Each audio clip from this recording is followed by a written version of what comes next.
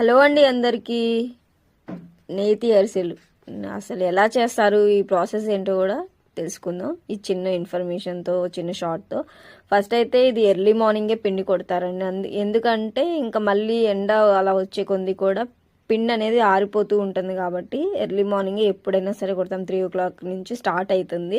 ఈ సంక్రాంతి సీజన్లో అయితే ప్రతి ఒక్కళ్ళు కూడా ఇలా రోకలతోని దంచుకొని పిండితోనే చేస్తారనమాట. మా సైడ్ అయితే పిండి మరలు పట్టించుకోవడం అనేది చాలా తక్కువ ఉంటుంది. ఇంకా 3:30 అరౌండ్ 3:45 అయింది. 3:30కి లేసి అన్నీ అక్కడికి రోటి దగ్గర జారేసుకొని చేసుకునేసరికి 4 అయ్యింది. 4:45 అట్లా అయ్యింది.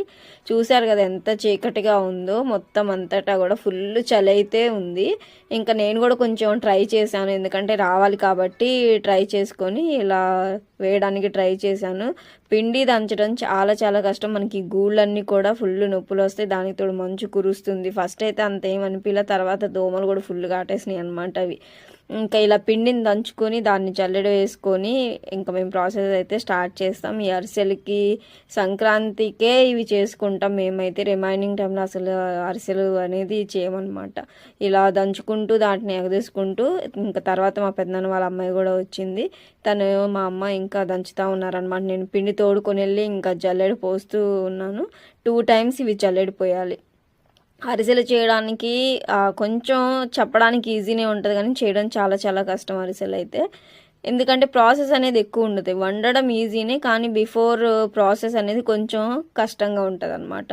సో ఇలా తీసుకొని ఇంకా ఎక్కువ దిగబట్టుకోకుండా పైన పైన జల్లెడ పోసుకోవాలి. ఎందుకంటే ఆ నూక అనేది పడకుండా మనం జల్లెడ పోసుకోవాలన్నమాట.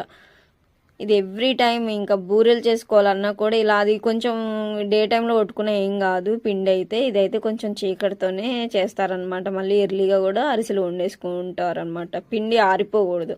ఈ తడి బియ్యంతో దంచిన పిండి కాబట్టి అలా చేసుకుంటూ ఉంటాము. ఇలా పిండిని అంతటినీ కూడా తీసుకొని జల్లించుకొని మళ్ళీ ఆ వచ్చిన నూక ఏదైతే ఉందో దాన్ని కూడా మళ్ళీ దంచుతారు. ఈ తడి బియ్యం మళ్ళీ వేసుకుంటూ ఈ వచ్చిన ఎక్సెస్ పిండి ఏదైతే ఉంటుందో దాన్ని వేసుకుంటూ ఇలా రోకలతో దంచుతూ ఎగదూసుకుంటూ దంచుతారు. చాలా చాలా కష్టం అండి, కానీ అరిసెలు అయితే చాలా చాలా టేస్టీగా ఉంటాయి. నేతి అరిసెలు మీరు కూడా ట్రై చేయండి. ఇది అరిసెలు చేసే ప్రాసెస్లో ఫస్ట్ ప్రాసెస్ అనమాట ఇది. నెక్స్ట్ దాన్ని కూడా నేను ఈ షార్ట్స్ రూపంలో మీకు నేను తెలియజేస్తూ ఉంటాను. ఇలా ఎర్లీ మార్నింగ్ 3కి మాకైతే 1.5 hour, నియర్లీ 2 hours దాకా పట్టింది అనుకోండి.